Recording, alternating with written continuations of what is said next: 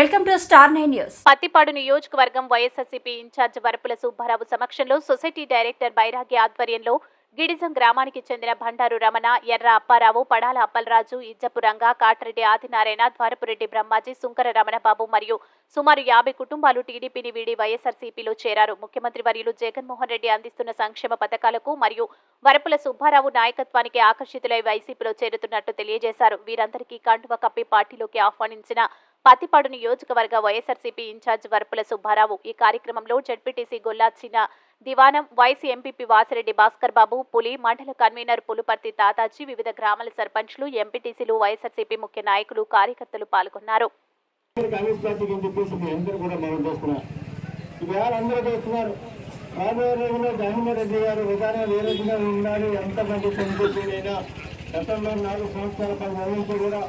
ఈ రాష్ట్రంలో ఉన్నటువంటి గొడుగు బలహీన వర్గాలు అందరికీ కూడా పార్టీలకు అతీతంగా చాలా చక్కటి కార్యక్రమాలు చేసుకుంటూ వచ్చిన సందర్భం కూడా ప్రతి గ్రామంలో కూడా ఎప్పుడు మా సందర్భంలో ఆలోచిస్తున్నాను. దయచేసి మీ అందరూ కూడా మనవి చేస్తున్నాను. రాష్ట్ర గారికి అసలు పరివారాలను శాసనసభ్యులుగా పనిచేసేది కదా గిరిజా గ్రామంలో ఒక ప్రత్యేకత. కాకపోతే ఎప్పుడు చూసినా 600 పైసలు ఓట్లు విజయం ఇచ్చారు. ఎప్పుడు నేను పేరు చేసిన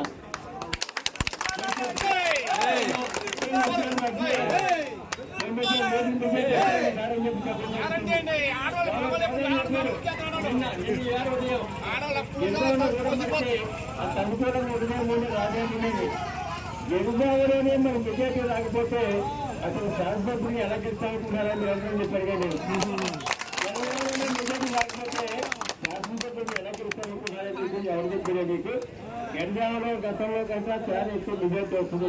కాబట్టి నా మీద చాలా నమ్మకం ఉన్నటువంటి ప్రజానికి ఉన్నారంటే గిరిజాలో ఉన్నారు సోదరులు అందరూ కూడా.